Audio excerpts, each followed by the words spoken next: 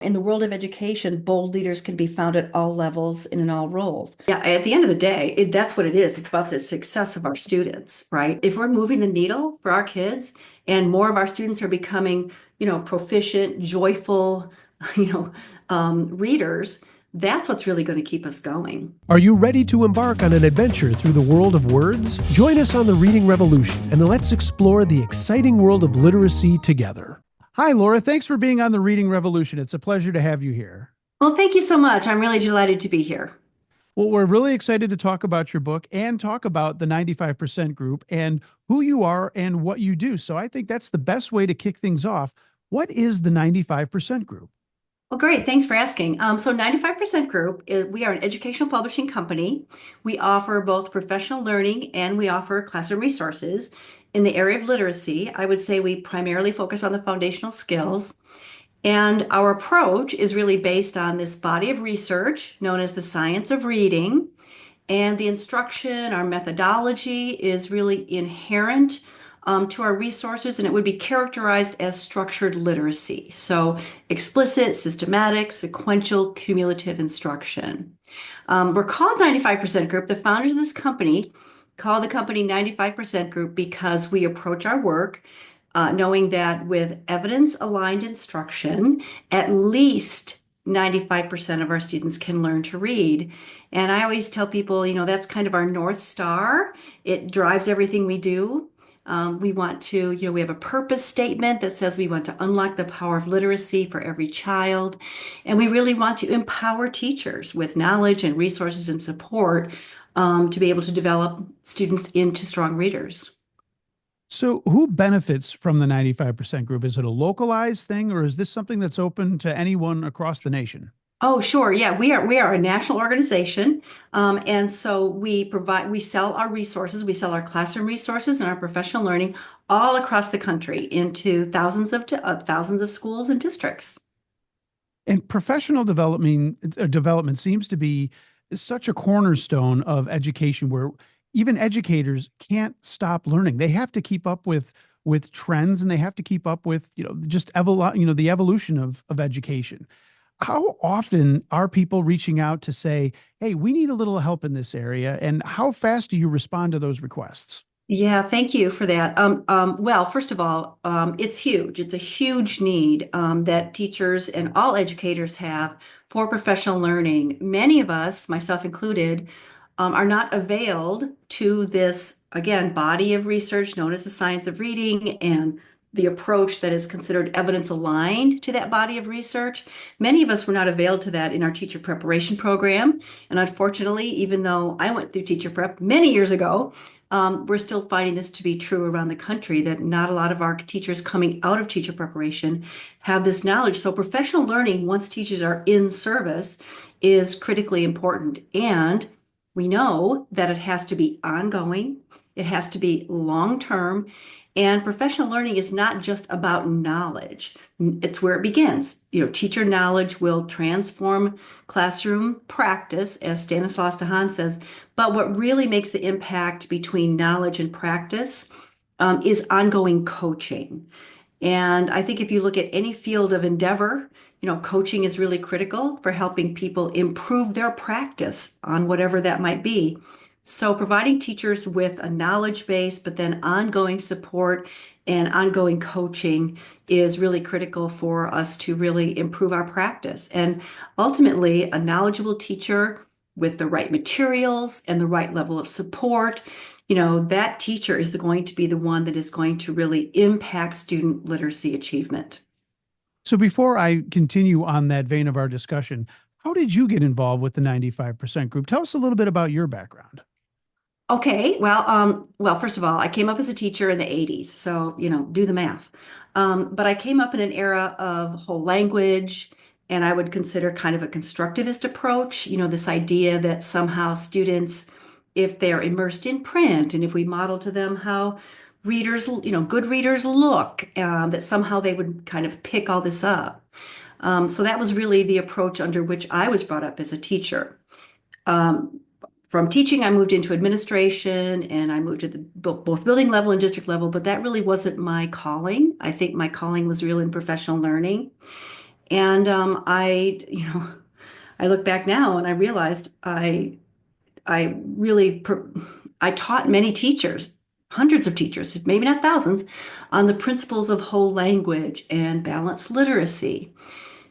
What really changed for me, though, is I kind of had this ongoing sense of doubt, and I really started to question a couple of things. First of all, I started to question why did we have this kind of general acceptance around the fact that, well, there's always going to be some kids who will struggle.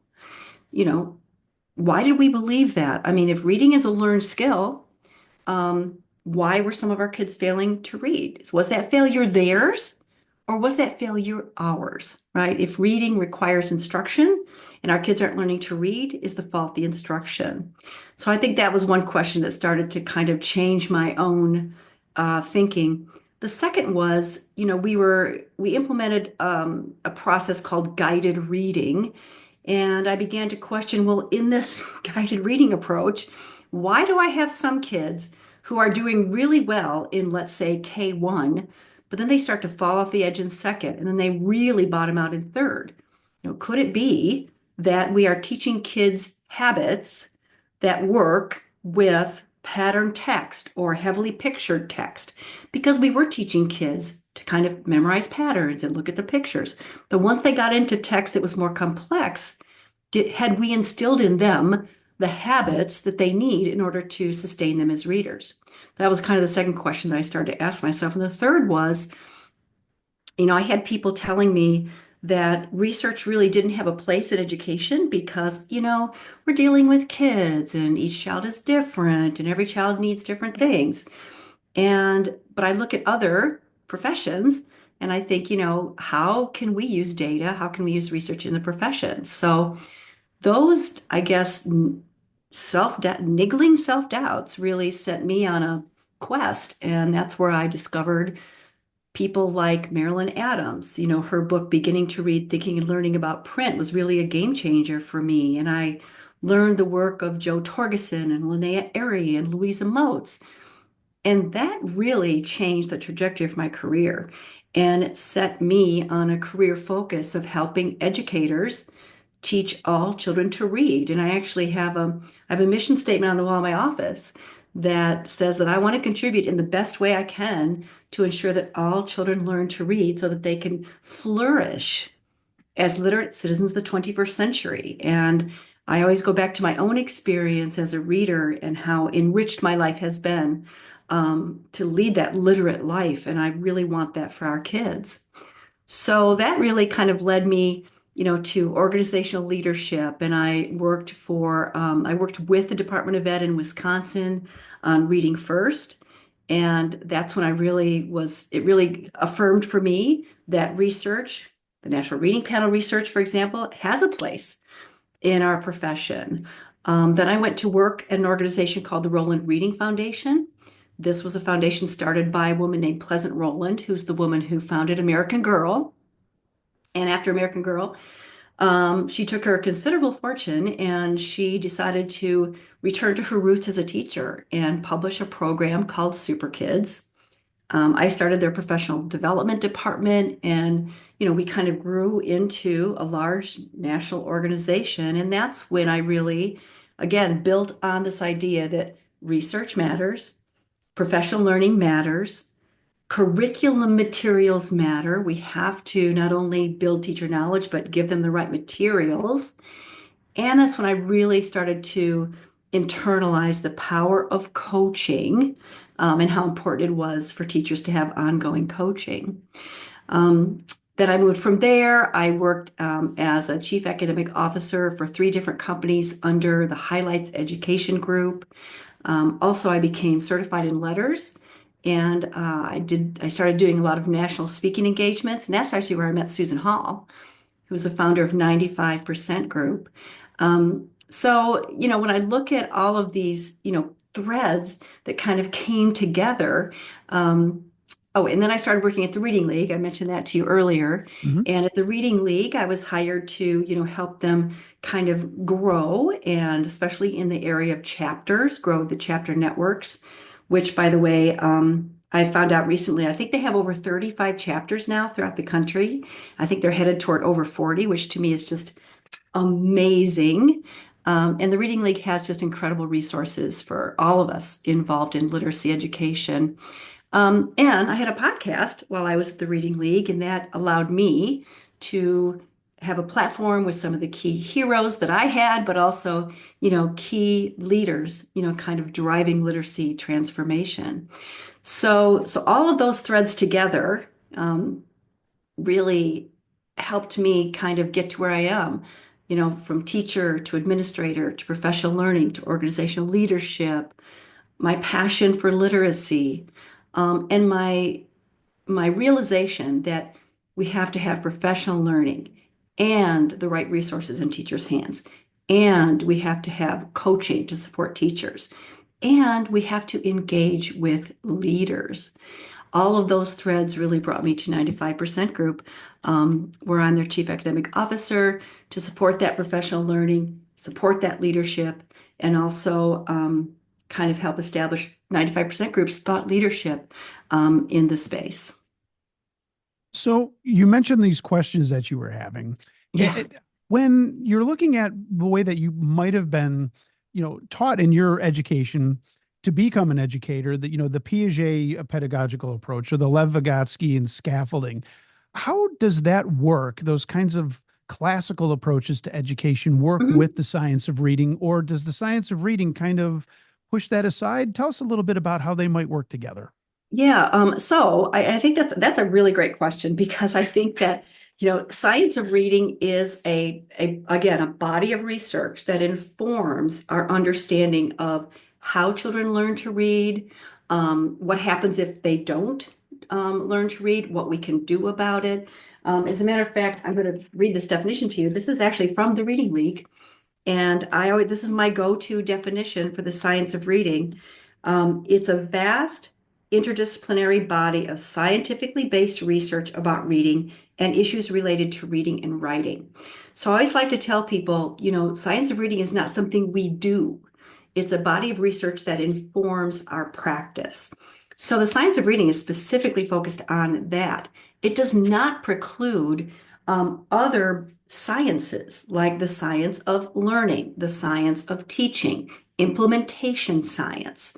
All of those bodies of evidence are also important in informing our work in teaching kids to read. So Good that's perfect question. because yeah, Yeah. that actually answers. I was wanted to know that definition just as a reminder too, because as you mentioned, the Reading League, Dr. Maria Murray's been on the podcast, and another great reference. And I'm glad that had that relationship because that's how I was introduced to you and this new work that you're talking about. This book that you've written, The Courage to Lead. Let's talk a little bit about that. What was the genesis of that? What was necessary for you to say, you know what, I'm going to write this book because I think it's important for leaders to read? Yeah, thank you for asking that. And actually, I think I'm going to read to you a little bit from my introduction because I think that really explains the impetus and the reason. So here's what I wrote. I've had the privilege of working with, mentoring with, and observing transformational leaders over many years. And I've learned as a leader that maintaining a stance of looking outward to serve others from an inward integrity requires fortitude, it requires wisdom, vulnerability, compassion, and courage. Courage to be a continual learner, to self reflect and redirect when necessary, to grow and nurture future leaders, and to hold and protect a vision in service to others. And this vision is especially compelling in the domain of literacy leadership. It is my strongly held conviction that to transform our current literacy narrative, which we must do, bold and courageous leadership is required. This is the most important work we do, and our students and society are counting on us. It is my hope that as you read this book, dear reader, that you will find some practical ways to take actionable steps to build a transformative literacy plan, and that you will also be inspired by the incredible leaders profiled within, all of whom inhabit the traits of courageous leaders and are continually serving others, ultimately the students and their communities, with passion and integrity. So that's really why I wanted to write this I've been in education a long time, and I wanted to be able to kind of reflect on lessons I've learned. So about the first third of this book is really about the implementation science. Um, and that's building off of kind of the science of reading, which was covered in this first book, Science of Reading 2.0. So we build on that and really delve into the implementation science. The second third of this book is really about creating a roadmap around the phases of implementation that leaders can look through and explore. What does it mean to create a long-term transformational literacy plan? You know, 3 to 5 years, sometimes longer. What are those phases of implementation, and how do you be a courageous leader through those phases? And then the last third of this book is profiles of courageous literacy leaders. And that to me is really rich in that they offer their wisdom, they offer their advice on what they have learned as leaders. And so I'm hoping that this is practical, but also is inspiring through those stories of leaders. And I love the whole approach of making sure that these leaders are taking that ownership seriously of education. I mean, that's what we do with kids. We make sure that they own their learning. Well, we better be owning the way we're teaching these kids. 1,000%. It is about agency, right? Like how are we owning our responsibilities? How are we empowering others? How are we giving others agency to do this really, really important work that just has to be done? So you just showed, the roadmap. And again, I don't Yeah, want to get too far into it, and we can always go back and make sure that we're covering things that we might skip past. sure. But how does this implementation process begin? So that's a great question. And I think this is kind of what I've learned from others and just from my own experience. So I think it begins with the identification and a shared understanding that we need an innovation, right? For example, a school district in which 40% of their students are achieving proficiency in literacy. How do we name that? And how do we come to a shared understanding that that is not acceptable, right? It's kind of like when I was sharing with you earlier how I had that doubt that why do we accept if reading is a learned skill, why do we accept that there will be students who won't learn, right?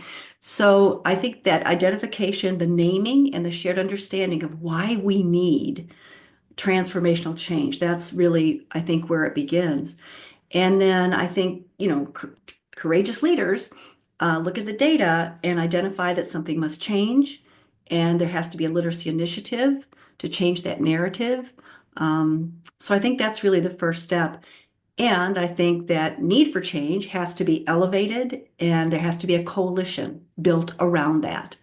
From that coalition, then we have to set goals and outcomes, and and make sure that those goals and outcomes in that coalition represent diverse voices, that we understand the scope of the work, that we study the implementation science along with the science of reading and the science of learning. And from those pieces that we can create a vision and create an actual plan. So you mentioned the roadmap. So I think that's where it starts. But then I've outlined in the book a roadmap that really shows, each of these kind of phases of implementation and what are some courageous moves throughout those phases. So, we identify the exploration phase where we're setting a vision, creating a collaborative team to identify that need and the best innovation. The installation phase where we're securing staff buy-in and leadership support to build a literacy plan. Um, then we move into initial implementation where we're trying things out, we're establishing systems of support, we're establishing feedback loops. Is the innovation or is the literacy transformation, is it progressing in the way we want it to? If not, how do we redirect? Full implementation, that's a fourth phase that I've identified in this roadmap. How are we skillfully using and integrating the information? And then unlike other models for implementation science, I created sustainability as almost its own phase. How are we securing long-term commitment for continued growth? because one thing I have seen in my own experience in working across not just districts, but also even, for example, at the state level with Reading First, all good initiatives can completely dissolve if we don't have intentional purposeful planning around sustainability, right? How are we as leaders sustaining change, even when we perhaps move on to somewhere else? How do we sustain that change? So anyway, that's how we start. And then this roadmap, I think, is a way for us to learn from the implementation science, learn from the journeys of others. How do we move through that transformative change and ultimately sustain that change?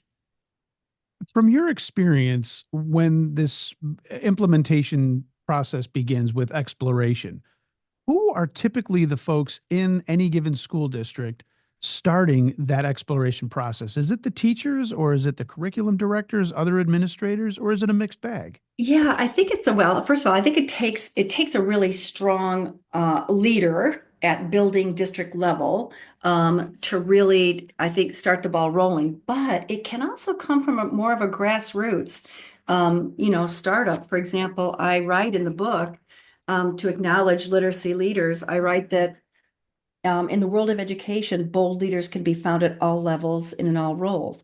Board members, higher education, district and building administrators, instructional coaches, classroom teachers, paraprofessionals, parents, community members. In fact, anyone who serves our students can act as bold leaders. These are leaders who understand deeply what children need to thrive in our complex, interconnected world. They understand that literacy is the gateway not only to students' academic success, but also to their ability to flourish in school and beyond. Most importantly, these leaders understand that literacy is a human right that can and must be guaranteed to all students. Their relentless focus on literacy for all is backed by the certainty that if we don't get literacy right, we don't get anything right. So Hmm. when I start to define what literacy leadership likes, I really kind of try to empower the fact that all of us have a stake in this, right? So all of us can be part of this change. But in terms of like instigating and really starting the actual process of change, we need bold leaders in high levels of leadership to really say, name it. This is what we need to do. This is the coalition I'm going to build, naming those people that I just shared. And together, we are going to craft the plan. But we have to have a bold visionary who will set the vision, hold the vision, protect the vision throughout the scope of the work.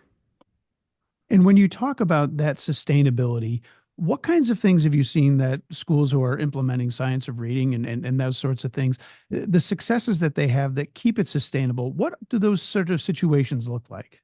Yeah, so interestingly enough, I just filmed a couple of podcast episodes myself. One was with an incredible visionary leader named Robert Palazzo at Panther Valley, and this is in Pennsylvania.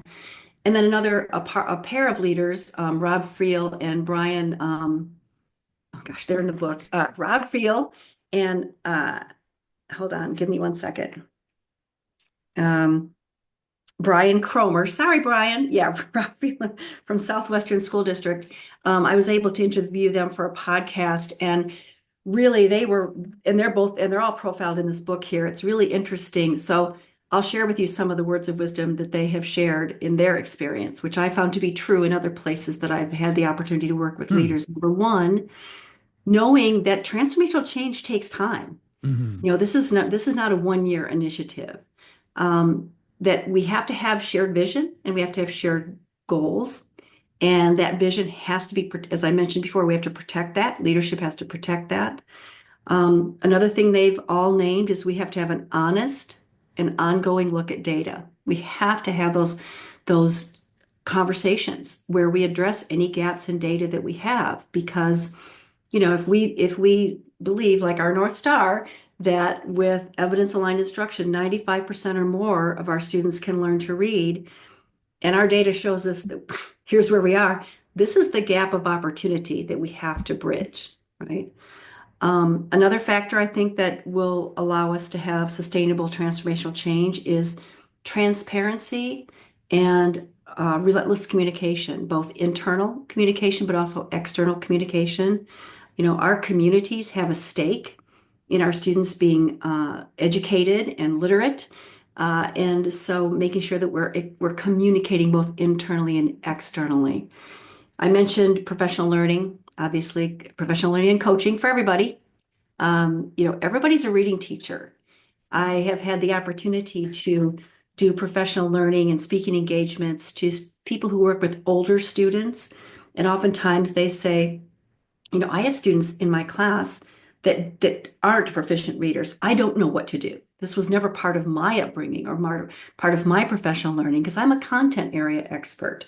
So making sure that professional learning in literacy is provided for everybody.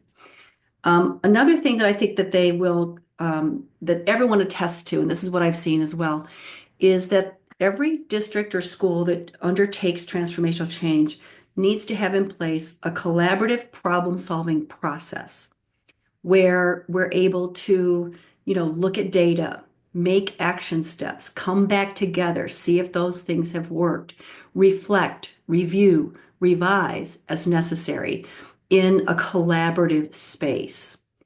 And that requires us to have, I think, both agency, but also accountability. How do we balance agency with accountability? Um, and then also, I do believe that all of these leaders would attest to this.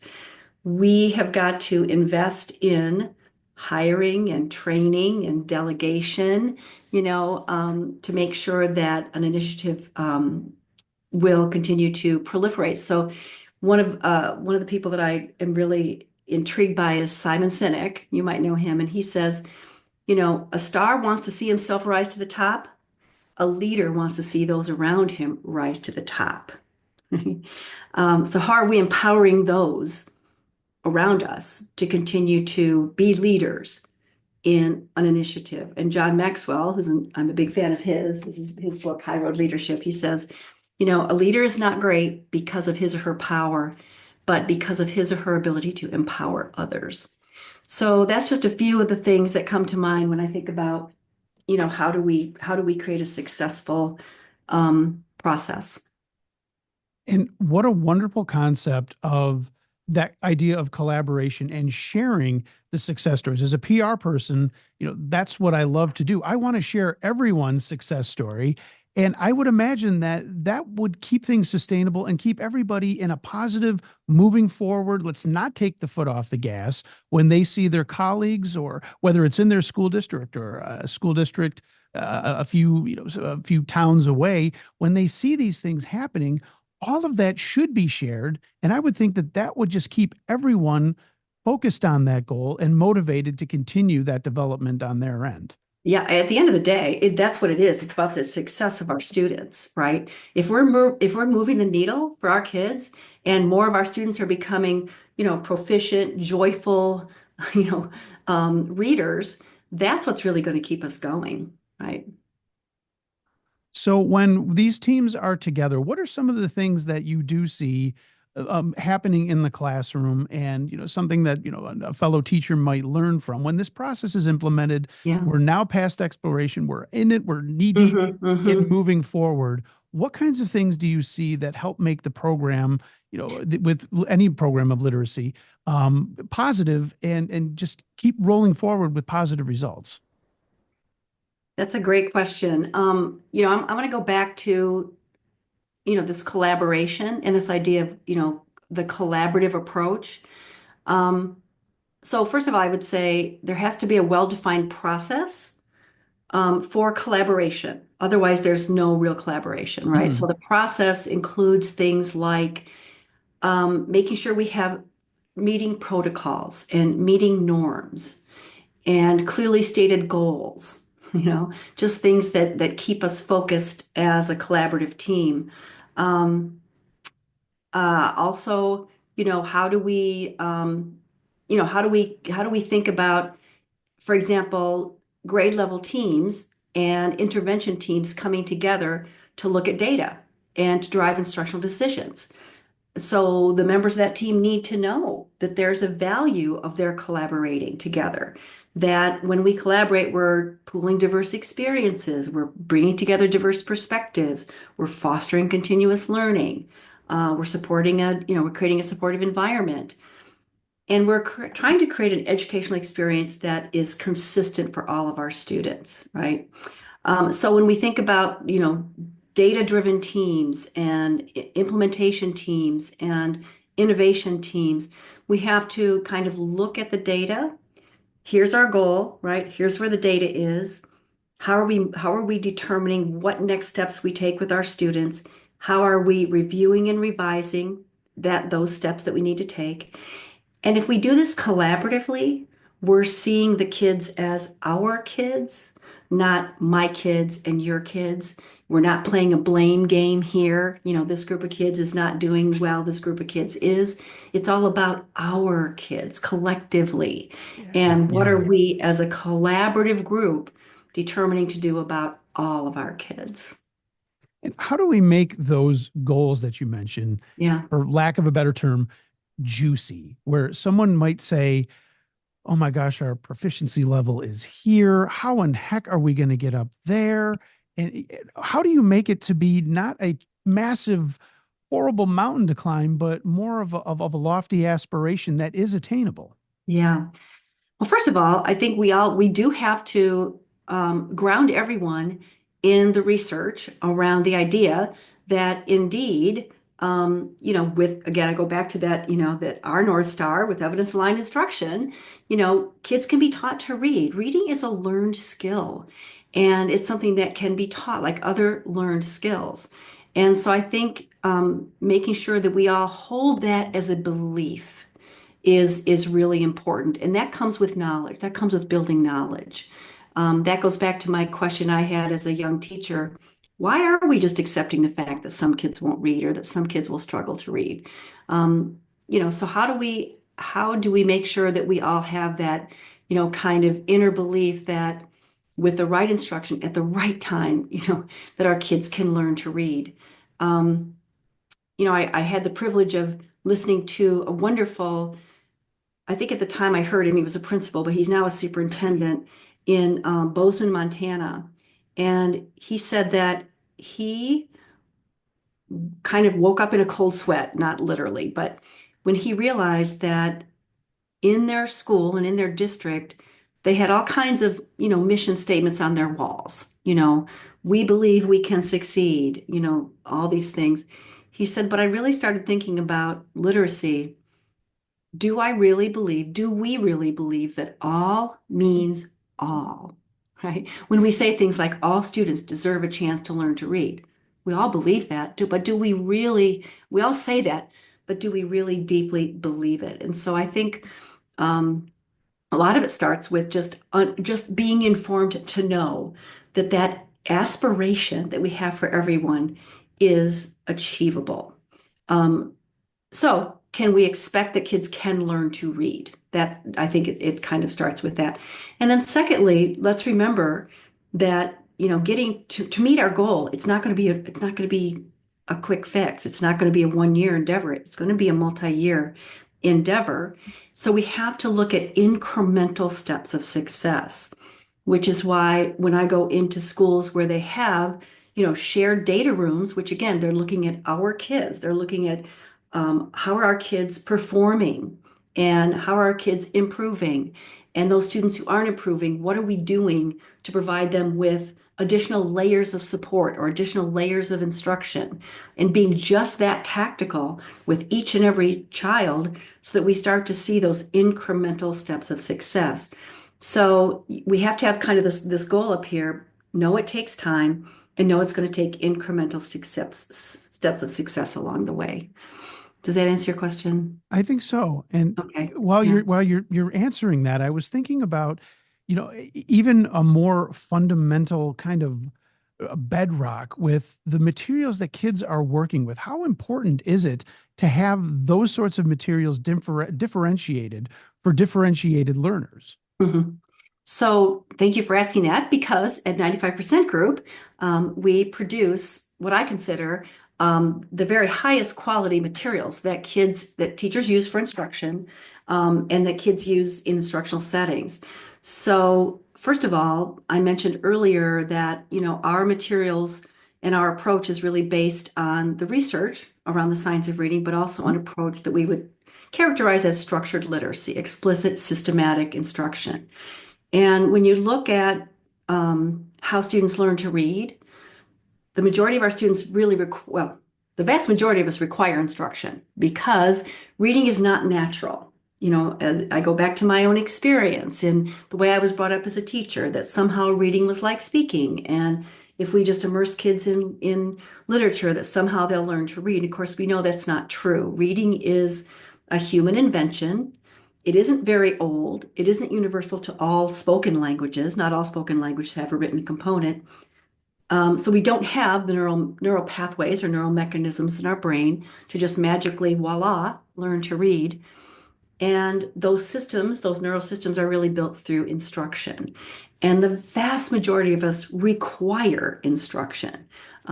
Even some of us who maybe kind of seemingly very easily or naturally learn to read, we still had to build those systems, right? So the vast majority of us need instruction, and the majority of those of us that need instruction require some explicit systematic instruction. In other words, it has a better track record than haphazard instruction, a little bit here, a little bit there. So the instructional materials, when we think about the foundational skills, of which understanding that there is a code to the English language that has to be broken for us to learn to read, breaking that code does require a sequential, mastery of skills that really require us to look at the least complex to most complex in a sequential way and build on that. So instruction really has to follow that protocol. Now, we also know that having what's called a gradual release model of instruction, I do, we do, you do, has a very good track record in teaching people learned skills. And again, look at any kind of learned skill and you'll see that there's that gradual release. I do as a teacher, we do together with coaching, and you do with monitoring and coaching. So we have built our materials, and I think other really good, especially foundational skills materials, will be built on those principles of sequential, cumulative, explicit instruction that follows a gradual release model. So it's really important that teachers have instructional expertise. And that really comes not just from the science of reading base of research, but also from learning, the science of learning. There's a whole body of research around just the science of learning. And so when we put those things together, we have to think about what are the practices that teachers use in order to enact those principles to get the best bang for our buck, right? The best return on our instructional investment. I also think it's important that we put these materials in teachers' hands. Many times I've seen teachers go through professional learning and they learn about this thing called the science of reading, right? They learn these principles, but then they have to go back to their schools where they're given materials that are antithetical to those principles, right? So again, coming from 95% group, the beauty is what we know about the science of reading and the science of learning and instruction really come together in the materials themselves. And the last thing I would say that, and this is something that those aforementioned gentlemen that I mentioned talking to in a recent podcast, they all said that it was really important that they had materials that through the use of their materials provide some level of professional learning for teachers. Hmm. So when you have materials like ours at 95% group that have good instructional dialogue, right, that follow an I do, we do, you do approach, that use consistent terminology between, across grades, that is really helpful for teachers. And then the last thing I would say about the importance of instruction and materials is we want to make sure that across all tiers of instruction, those materials are consistent. In other words, students, tier one is core instruction for everybody. Tier two is intervention. Tier three is intensive intervention instruction. And students who require intervention and intensive intervention should not be doing something completely different. It should be additive instruction. It should be consistent and coherent with this core instruction so that the kids are getting more time, more intensity, and more targeted instruction as they receive more intervention. And that intervention, when I mentioned targeted, has to be informed by data. We have to have good diagnostic assessments that tell us as teachers, wow, this child is not at benchmark. How do I know what to teach? I'm going to administer a diagnostic assessment that will help pinpoint for me what that student needs so that I can intervene for that student with that focused instruction and get them back on track. We've talked a lot about the positive aspects of all this, and not that this is a negative one, but what are the kinds of challenges that educators might come across when working in a collaborative effort? Oh, that's another good question. So I think, one of the biggest challenges we have is time. Many teachers and leaders that I talk to say that they're just challenged with finding the time to meet in collaborative groups.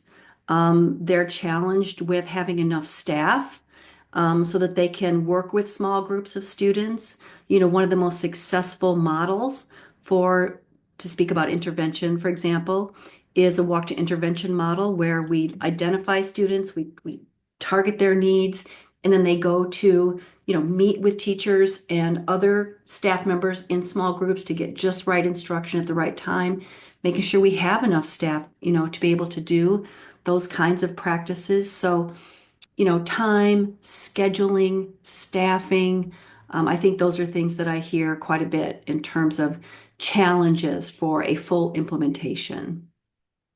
Well, let's touch back on the book. What was your favorite part of putting this book together? What was your favorite part that you would say is writing it down and then looking back on it and going, man, I really enjoyed that part of the process. Yeah, well, thank you. So I am really inspired myself by hearing stories from some of these incredible leaders. Um, and I had the privilege of, before writing the book, having a series of webinars where I, kind of profiled some of these leaders. I've had the privilege of the podcast where I've been able to speak with some of these incredible leaders. So I think trying to tell those stories was really the best part of this because I admire so deeply and yeah, I admire and respect and I'm just filled with gratitude for many of these leaders, especially those who are working in building levels or district level positions who are every single day, in classrooms with students, with teachers, really trying to do the work that makes a day-to-day difference. So being able to profile them and tell their stories was probably the most gratifying part of this. Um, yeah, and I'm pretty awestruck when I think about some of the work that these people have done and continue to do. Where can people find the courage to lead? So it's on our website. So www.95percentgroup.com. You can find it there. And by the way, 95% group, it's written out. And you can find it there. We have it's a portal called District Leadership, I think is what it's called. But anyway, you can go to our website and you can download it there. And talk a little bit about this podcast that you keep mentioning. Where can people find that? Oh, thanks. Well, okay. So first of all, when I was at the Reading League, I had a podcast, which still, I think you can still access it on the Reading League website. Mhm. And honestly, there were just some amazing people, on that. But then I was mentioning recently, I took over what's called TeacherCast. Some of you might know the TeacherCast website. And I had the opportunity to talk to those gentlemen I mentioned. I also talked to Kimiana Burke. Some of you know her as a national literacy leader. So those were really, I think, enriching conversations that people can check out. That's TeacherCast. Perfect. And talk a little bit about what's coming up. Anything that you can share with us that's coming down the pipeline? You bet. Well, thank you for asking that. So we are really excited. First of all, because I, I, I'm really excited. I think in our whole organization, we're really excited because we're doing good work. We're producing materials that teachers find helpful, usable, teacher friendly. We always say that we have a teacher centric approach. With that being said, we're also really listening to the market and their need for digital assets. And so we're kind of undergoing some digital growth. For example, we have a really wonderful, I think it's a one of a kind. It's called a literacy intervention system, and it's where teachers can assess students and from the assessments, group students from those groups be pointed to the materials that they're using in the classroom and being pointed to the instruction that they're using with those materials. So it's kind of this wonderful ecosystem approach that has been a hallmark of 95% group, encapsulated in the journey from assessment to instruction for our students. And it's very teacher accessible and teacher friendly. So continuing to work on that, on providing digital assets for teachers that will really make their lives easier, transform their instruction, provide a level of professional learning through the use of those materials, both digitally and in print, is really a hallmark of ours. We have this, again, ecosystem approach I've mentioned, where we make sure that there's a through line from our materials, whether they be core materials or intervention materials, that they do follow those principles of practice around, consistent, coherent, integrated instruction that follows as I mentioned before, the gradual release, the explicit instruction. So I think we're simply going to continue to expand our ecosystem to offer more resources to teachers and to offer many digital resources that are really accessible and high quality materials that really help to make a teacher's life easier. I would also say that ease is one thing, but also accuracy, making sure that we have accurate data to drive instruction. And that's where this literacy intervention system that I mentioned really comes into play. We have high quality diagnostic assessments that really pinpoint for our teachers how they can target instruction for all their students. And that's a hallmark of what we're doing as well. The other thing that I'm really excited about at 95% Group is our continuing expansion of text for students. We have a really unique product called Decodable Duo texts, and these are for kindergarten, first grade kids.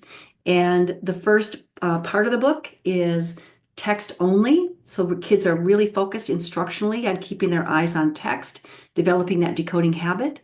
The other part of the book is the same text, but with illustrations to help for further reading, for engagement, and for reading practice. We also have a whole series of books for second through fifth, and now we have a series of books for older students at a lower readability, and we call those readables. And again, these are high quality books that kids love. They love the themes. They're a way for kids to get immediately engaged with chapter books, and they're really high quality. So between the wonderful teacher materials, the wonderful digital development that we're doing, and the text that we're providing for kids, we are just on this tremendous growth trajectory, and we're delighted to keep doing the work in classrooms with real kids and real teachers and providing best-in-class resources. And the last thing I would say is we are continuing to offer high-quality professional learning. We offer not just training to help teachers use our materials, but we also offer coursework in the science of reading and other types of professional topics that our teachers need to have access to. We have a comprehensive, on-demand, asynchronous course called Top 10 Tools, which is a wonderful way for teachers to get kind of that big picture, in-depth look at what do we mean by the science of reading, but more importantly, how does this inform your instruction? And then I think our crowning glory with professional learning is our coaching. I mentioned how important coaching is, and we offer best-in-class coaching. We coach around the country in school districts. We have a wonderful cadre of consultants and coaches all around the country to provide that work, that in classroom, side by side supportive work for teachers. So a lot going on, a lot A of lot excitement, it going sounds on. like.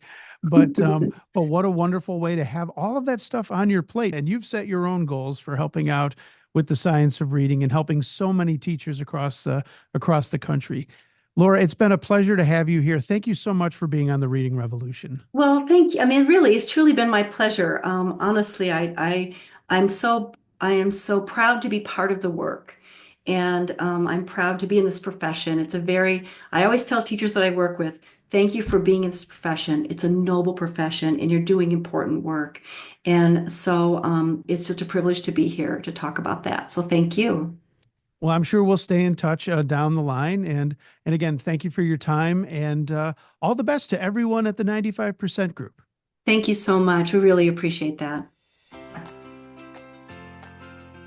For more information about the Reading Revolution, please visit bookvending.com. If you would like to contact us or would like to suggest a guest, drop us a line at readingrevolutionpod@gmail.com. The Reading Revolution is hosted by Josh Gregory, with technical direction from Thomas Crane and David Gagan. The podcast is produced by Jake Blumberg and Connor Russo. The executive producer is Jay Blumberg. Thanks again for watching and listening. We'll see you here again on the Reading Revolution, where literacy matters.